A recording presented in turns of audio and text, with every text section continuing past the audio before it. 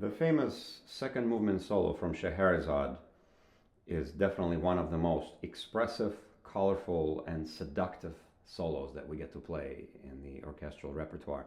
And I find that oftentimes in auditions, there are two very common mistakes that people make right in the beginning.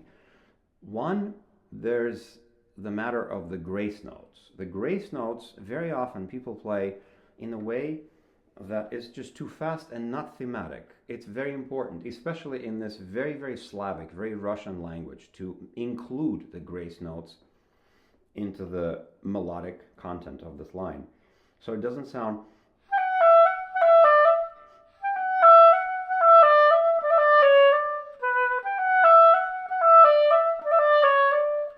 it's very important because this is a line that yearns. This is a line that creates tension and intensity, and it's very important not to turn them into something that's independent from the main figure.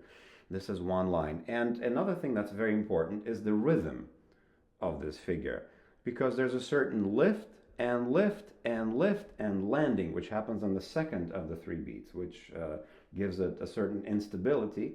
And the way Rimsky-Korsakov put it all together in one line sounds completely natural. But it's an interesting effect, and it's important to bring it out.